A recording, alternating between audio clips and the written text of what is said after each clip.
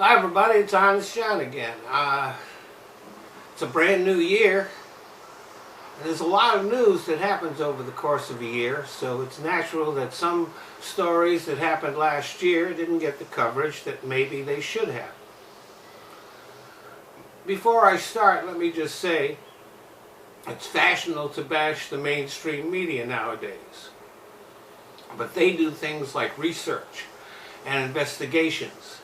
And when they get a story wrong, they correct it, which never happens online. So if you're getting your news from the internet, that's where fake news comes from.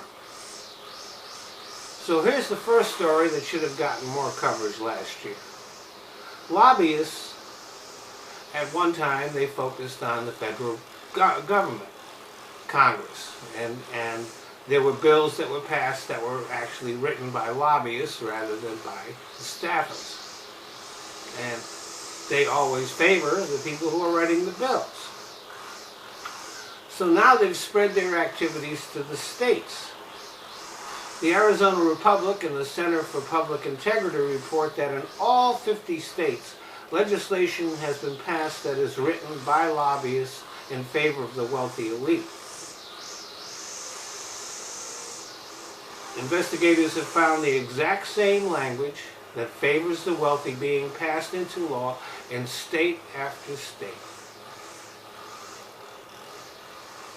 The next story comes from USA Today, which created a database of 85,000 law enforcement officers who have been cited for misconduct and misdeeds, including criminal behavior, who are still on their respective police forces, including police chiefs who have been hired despite histories of serious misconduct.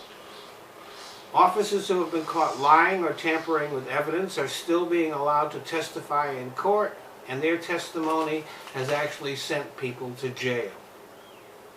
There's also a case of an officer accused of raping a child who got his case delayed by claiming that he was on the verge of death from a heart failure for 25 years.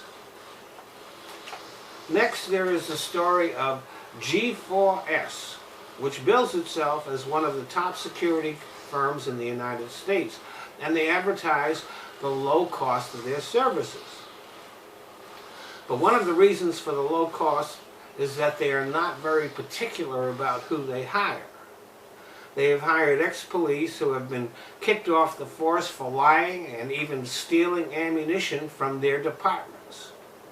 In Colorado, they hired and armed a 25-year-old with a history of mental illness who used the gun that they issued to him to kill his family and then himself.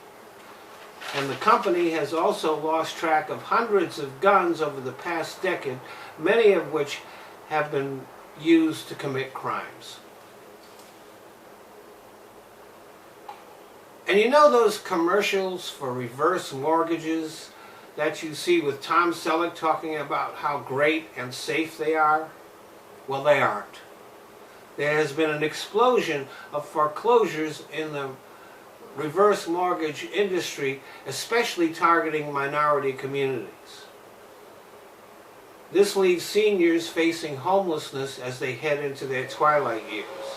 So don't trust Tom Selleck and don't trust those reverse mortgages. And finally, Trump-appointed judges have been making it harder for people to bring class action lawsuits against businesses. This is often the only way that regular people can afford to seek justice against wealthy corporations. Anybody with half a brain should have known that any Trump justices would favor the wealthy over regular folks. But of course, Trump supporters are too stupid to figure that out. Thanks for listening. Well, I want to thank you all for watching my videos. But there are certain changes that Google has made to YouTube, which, since I'm a smaller channel, means that I can't monetize my videos. So I found places where I can. So instead of watching my videos here on YouTube, I'd appreciate it if you go either to Patreon or to Top Buzz. They let me monetize videos, and I don't even have to put commercials on. So, if you want to become a patron on Patreon, that's fine. If you don't, you can still watch the videos there. I've just kind of given up on YouTube.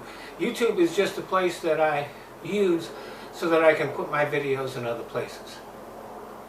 So, Patreon, Top Buzz, the links are in the description box. Thanks a lot.